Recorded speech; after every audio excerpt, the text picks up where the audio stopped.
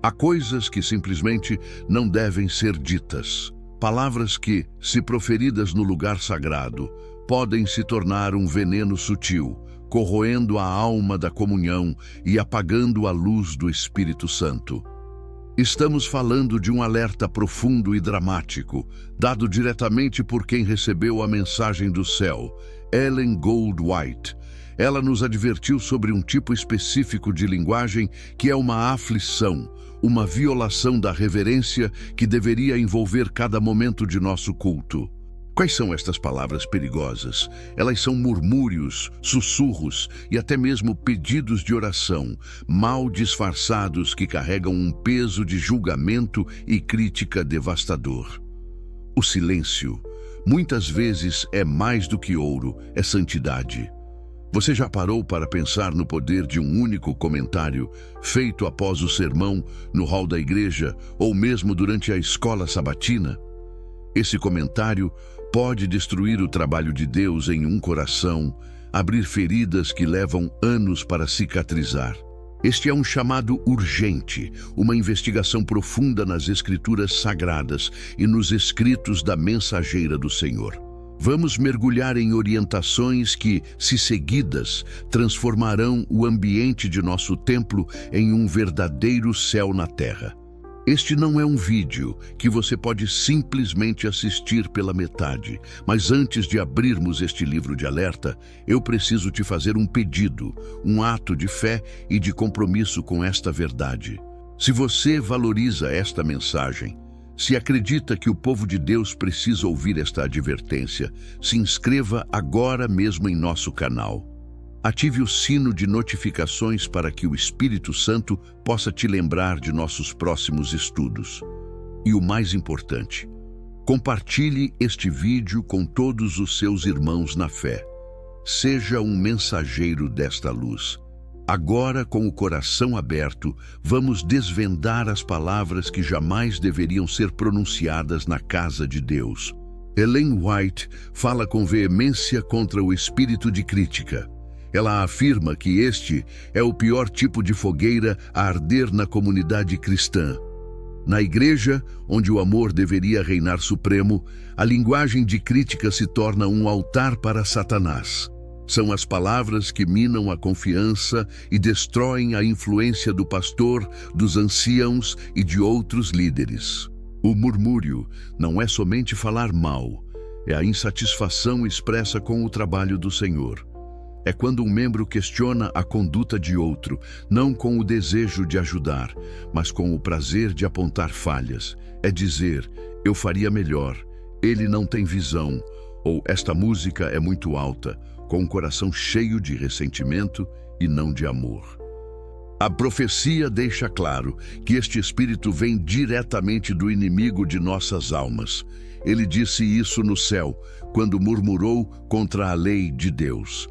Quando murmuramos na igreja, estamos seguindo os passos do próprio Lúcifer.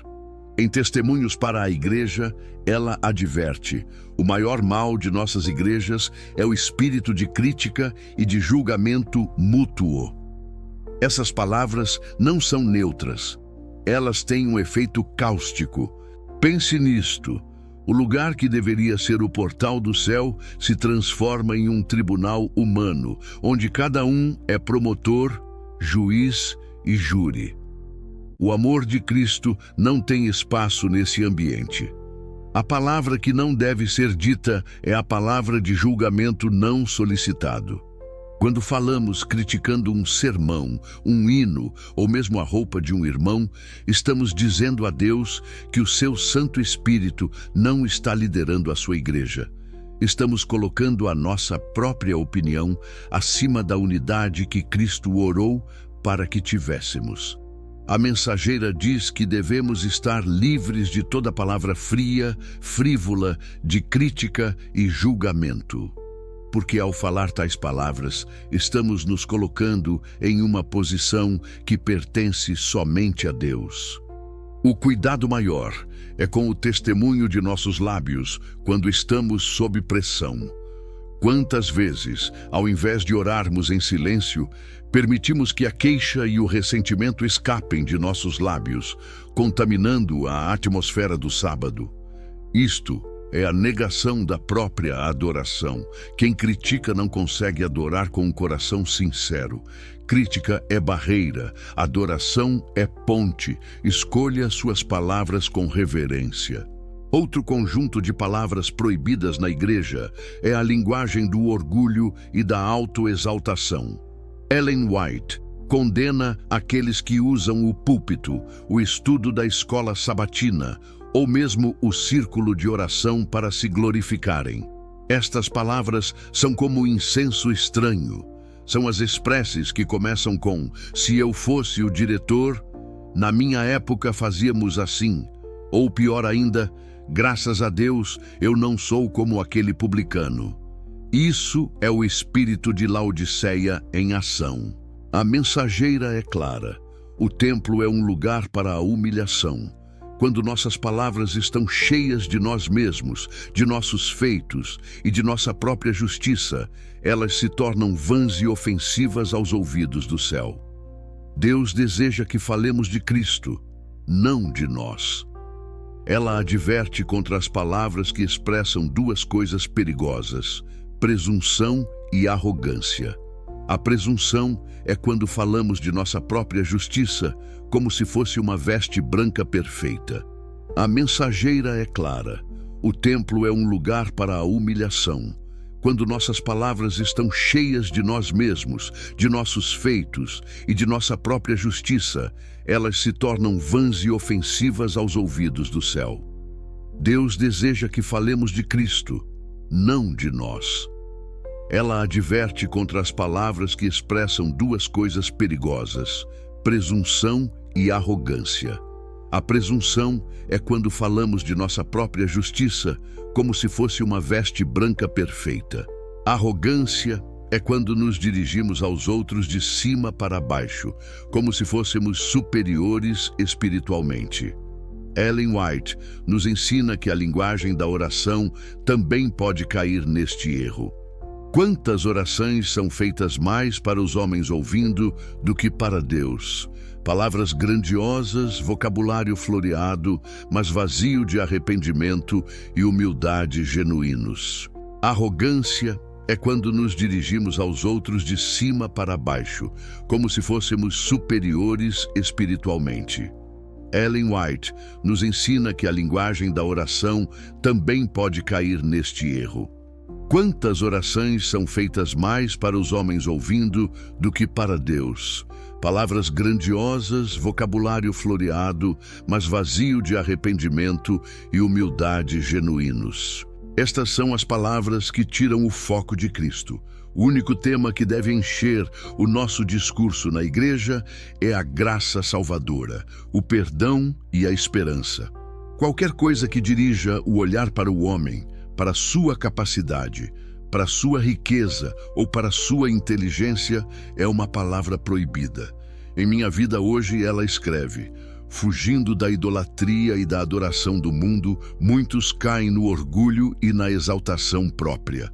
Estas são palavras disfarçadas de religiosidade. O conselho é: fale menos de você e mais de Cristo. A verdadeira reverência significa que o homem se cala para que a voz de Deus possa ser ouvida.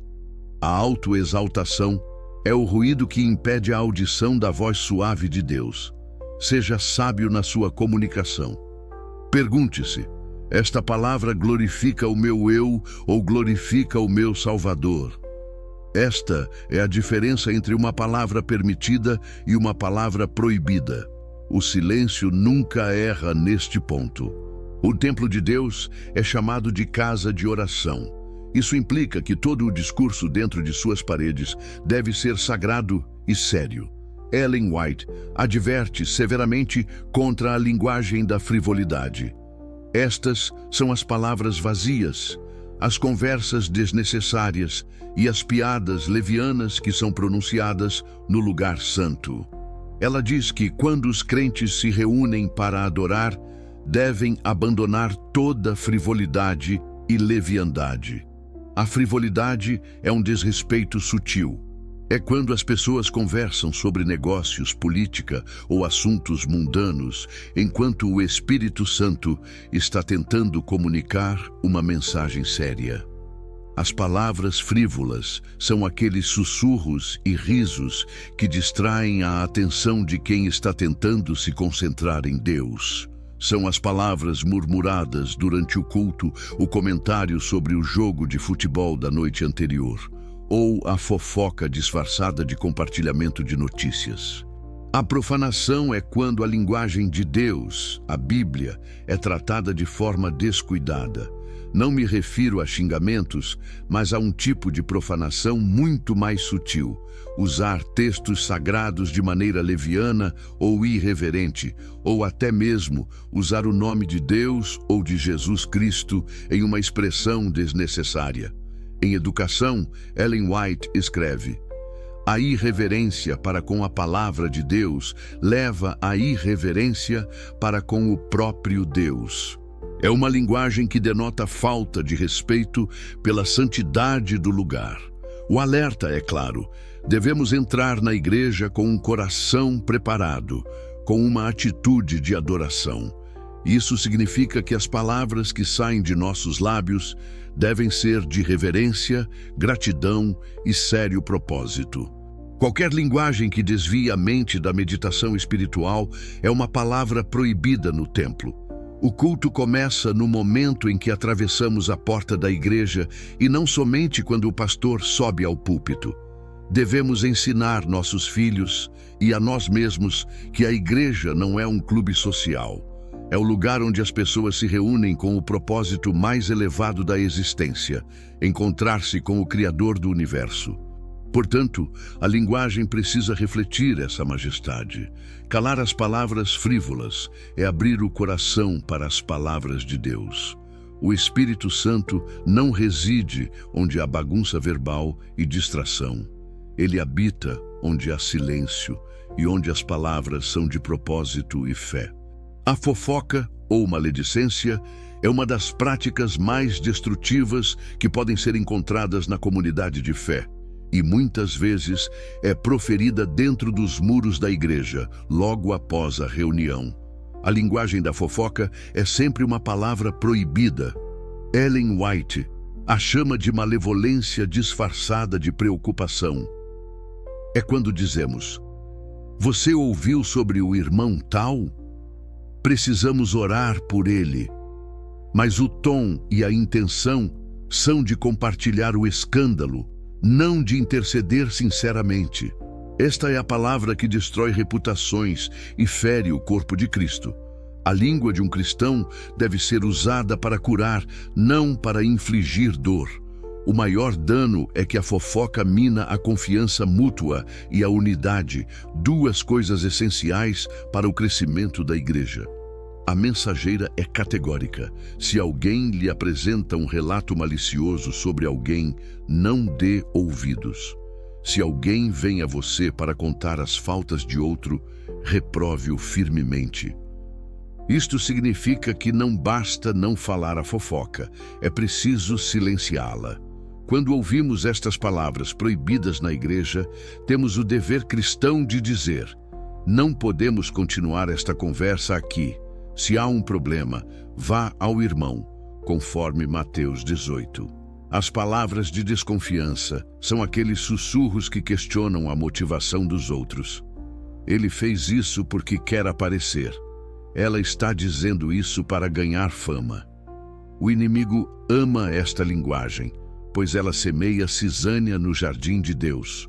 Em Vida e Ensinos, ela adverte: Satanás está sempre ocupado, procurando levar homens e mulheres a falar palavras que lhe sirvam os propósitos. A fofoca é a ferramenta principal dele. O Espírito Santo se afasta de uma igreja onde as palavras de fofoca são aceitas ou toleradas. O ambiente se torna pesado e a presença de Deus é substituída pelo juízo e pela divisão humana. O remédio é a linguagem do amor e da caridade. Quando tivermos algo a dizer sobre um irmão, que seja uma oração por ele, uma palavra de encorajamento ou um silêncio respeitoso sobre suas lutas. A fofoca não pertence à boca de quem adora a Deus. É um testemunho de que o amor de Deus ainda não foi perfeitamente operado em nossos corações. Vamos renovar os nossos lábios hoje e fazer de nossa boca um instrumento de paz e unidade. O último grupo de palavras proibidas está relacionado ao tempo e ao exercício indevido da autoridade verbal na igreja. São as palavras que consomem o tempo da congregação de maneira desnecessária. Ellen White reforça a importância da brevidade e da clareza. No momento de testemunho, por exemplo, as palavras devem ser poucas, diretas e cheias do poder do Espírito. A linguagem que domina o tempo, que é demasiadamente longa e que se torna um monólogo, é uma palavra proibida porque rouba oportunidades dos outros.